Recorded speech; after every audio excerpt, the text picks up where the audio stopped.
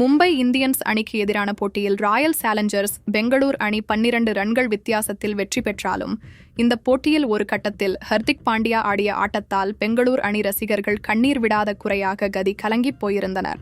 இந்த போட்டியில் Royal Challengers Bangalore அணி முதலில் பேட்டிங் செய்து 221 ரன்கள் எடுத்தது. மும்பை இந்தியன்ஸ் அணிக்கு 222 ரன்கள் என்ற சவாலான இலக்கை நிர்ணயம் செய்திருந்தது. முதல் 12 ஓவர்களில் மும்பை இந்தியன்ஸ் அணி 99 ரன்கள் மட்டுமே எடுத்திருந்தது. அப்போது 6வது வரிசையில் ஹர்திக் பாண்டியா பேட்டிங் செய்ய வந்தார். அவர் ஜோஷ் ஹேசல்வுட் வீசிய 14வது ஓவரில் சரவெடியாக ஆடினார். 2 சிக்சர்கள் மற்றும் 2 பவுண்டரிகள் என அந்த ஓவரில் மட்டுமே 22 ரன்கள் சேர்த்தார். அதற்கு அடுத்த ஓவரை அவரது அண்ணன் குருணால் பாண்டியா வீசினார். அந்த ஓவரிலும் ஹர்திக் பாண்டியா 2 சிக்சர்களை அடித்தார். அந்த ஓவரில் மும்பை இந்தியன்ஸ் 19 ரன்கள் சேர்த்தது. இந்த 2 ஓவர்களால் ஆட்டமே தலைகீழாக மாறியது. அதுவரை ராயல் சேலஞ்சர்ஸ் பெங்களூர் அணி வெற்றி பெறும் என அந்த அணியின் ரசிகர்கள் உற்சாகத்தில் இருந்தனர். ஆனால் ஹர்திக் பாண்டியா வெறும் 8 பந்துகளில் 33 ரன்கள் சேர்த்ததை பார்த்ததும் மிரண்டு போனார்கள்.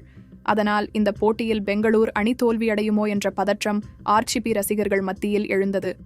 கடைசி 30 பந்துகளில் 65 ரன்கள் எடுத்தால் வெற்றி பெறலாம் என மும்பை இந்தியன்ஸ் அணி நம்பிக்கையுடன் ஆடியது. திலக் வர்மாவும் அப்போது தொடர்ந்து சிக்சர்களையும் பவுண்டரிகளையும் அடித்தார். கடைசி 3 ஓவர்களில் 41 ரன்கள் எடுத்தால் வெற்றி பெறலாம் என்ற அளவுக்கு மும்பை இந்தியன்ஸ் அணி முன்னேறியது.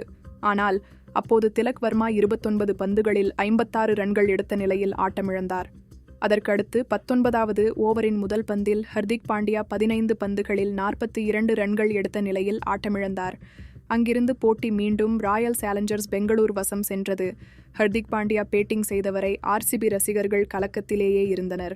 அவர் ஆட்டமிழந்த பின்புதான் அந்த அணி நிம்மதி அடைந்தது. பின்னர் 12 ரன்கள் வித்தியாசத்தில் வெற்றியும் பெற்றது.